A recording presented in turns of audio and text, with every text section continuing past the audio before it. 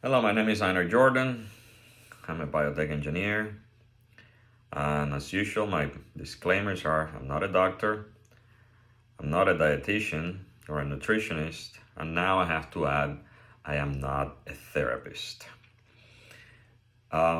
This video is going to be about resilience to help the many people that call me in despair and pain and suffering, and they want me to feel the same. And I try to explain to them that what they're going through is just, things that I've gone through and I have experienced far worse. So making a video will save me a lot of time of having to go through my life story. And I'm not going to go in details, but I will give you a glimpse that hopefully can help you, because I don't like to give advice. I just talk about my experiences, and hopefully that will help you overcome yours. And I talk about the treatments that I'm experimenting with to help people with autoimmune diseases, which right now I'm going through one. I'm trying to use multiple antifungals, which is very, very rough on the body. But it seems to be the key to management and or cure. Too early to tell. So let's start. I was born in Cuba, in the ghettos of Havana. I was the only white kid pretty much around in my neighborhood, so it was rough. Socialism kills. So either the neighborhood was trying to kill me, the government was trying to kill me, and the situation was trying to kill me. And I was not exactly big and strong, so I had to use my wits to survive. I was lucky enough to be the son of a trader, or at least a man that was called a trader, because anyone that left the country back in those days was considered a traitor to the nation. And everything that came with it, like the persecution, the family hostage, watching the horrors of people disappearing and so on, which left the labor camps. So that gave me quite a bit of PTSD. Having my family taken hostage, and human life is very cheap in those places. All in all, you're basically a slave to the state. You do as you're told, and if you don't, and I was not very good at doing what I was told. It is something. I have lived in the streets, and I had to do what I had to do to survive. I was not. A lot of people call me and tell me they're unlucky. There is no such a thing as luck in my life. It's all been hard work. I work twice as hard, twice as long. I don't really rest much, but I do reward myself. I look at pain and suffering as comfort. I'm not comfortable when my life is going too well, things are too easy. I'm always preparing for the worst, and I'm always trying to do the opposite of what people do, which requires a lot of discipline. And I wouldn't say I'm the most disciplined person in the world, but I discipline enough. So, my health.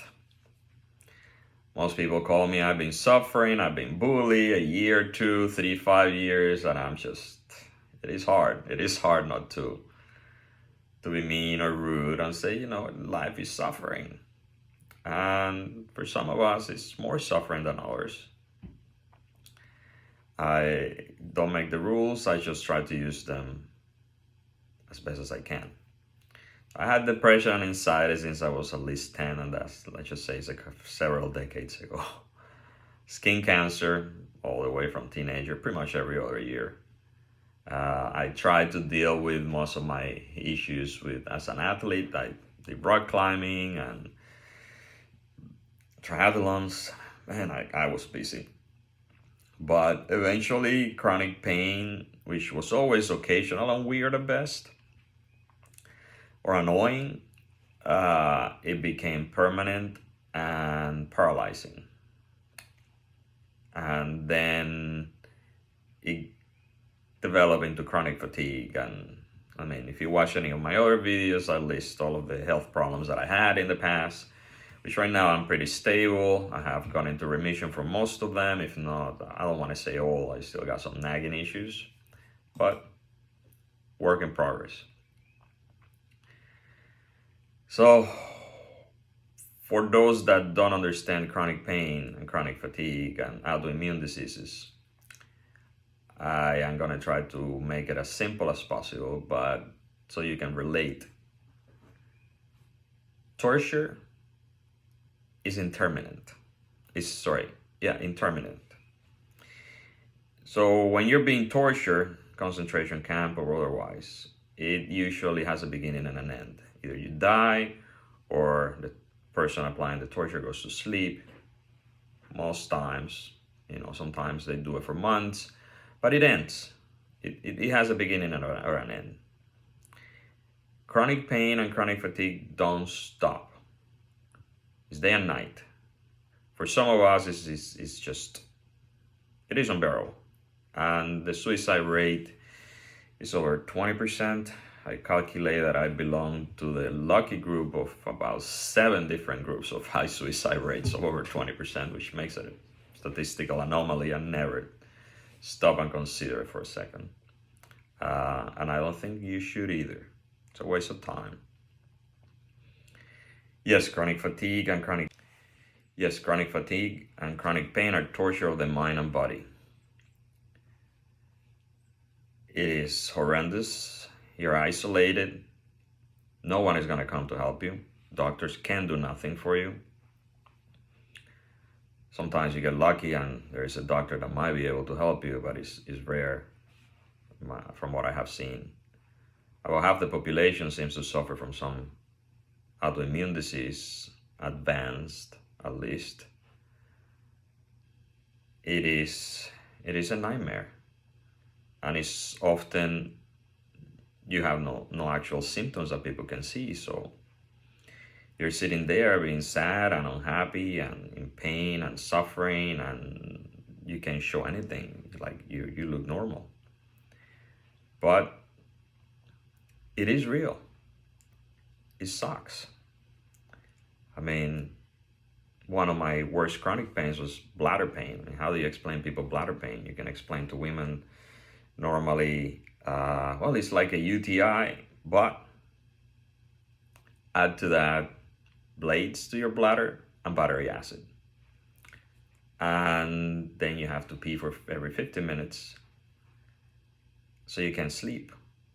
And you can't really do much. I never stopped going to work. I made it all happen.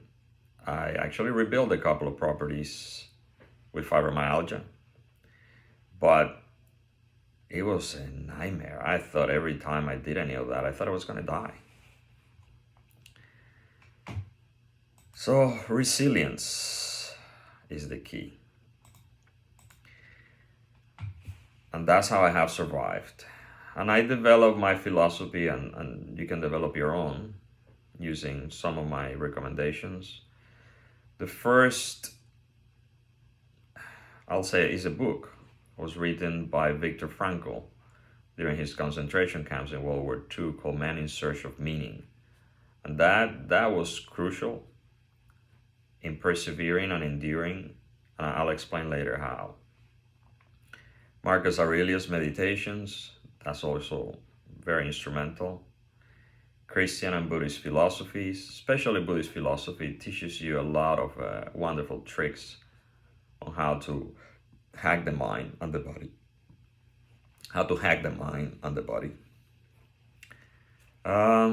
Patience. It is truly a game of inches.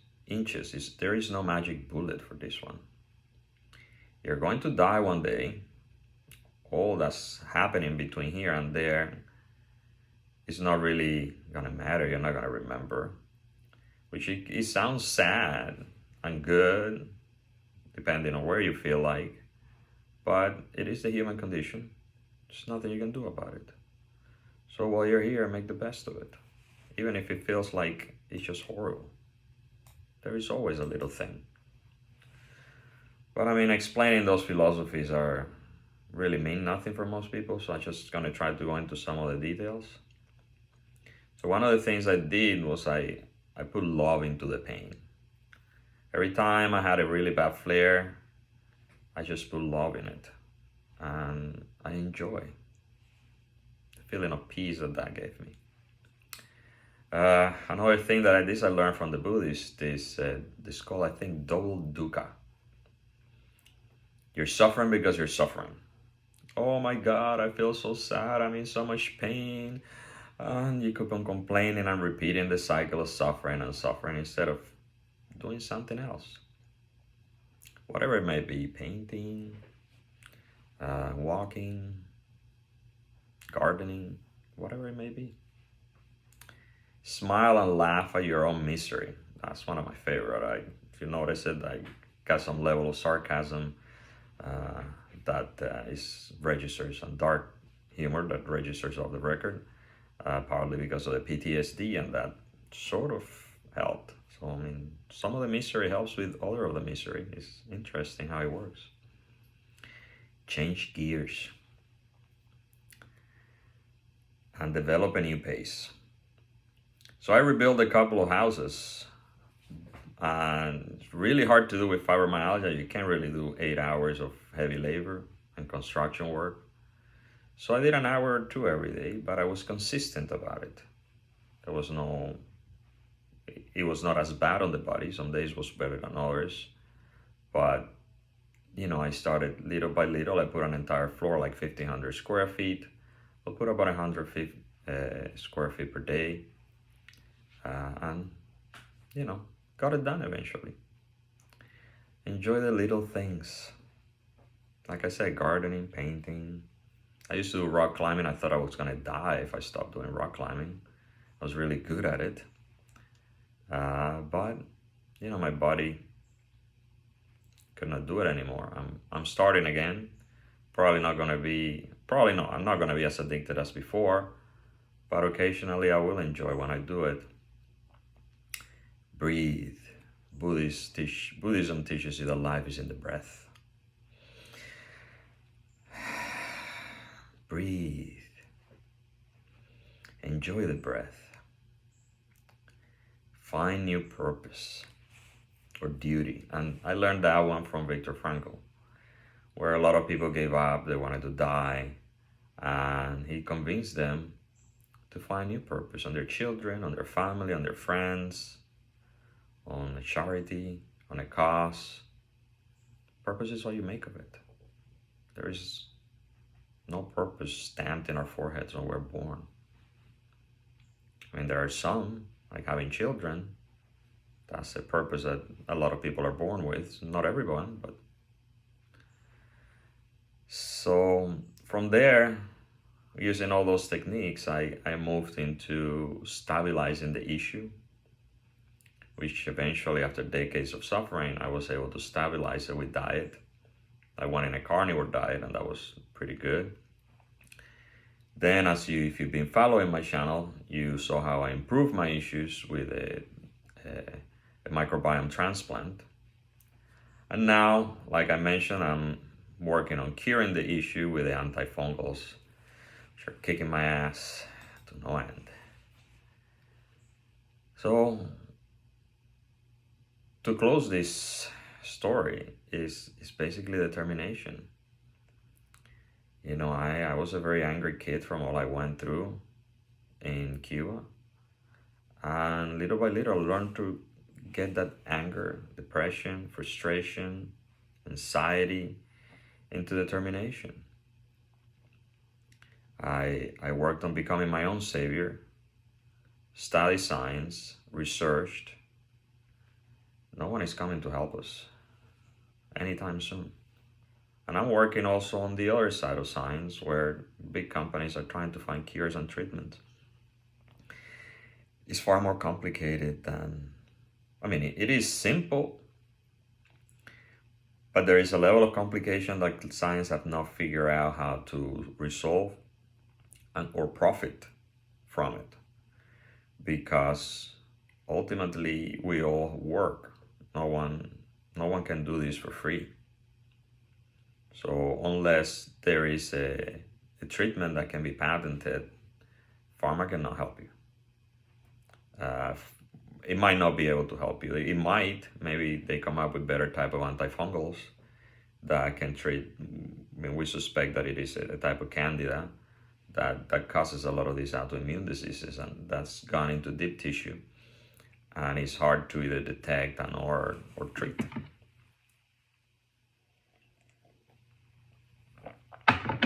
Be the hero of your own journey. I mean, life is a journey.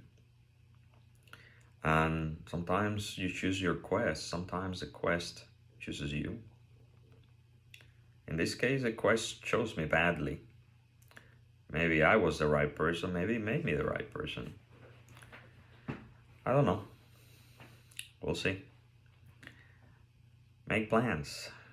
5 years, 100 years, 200 years.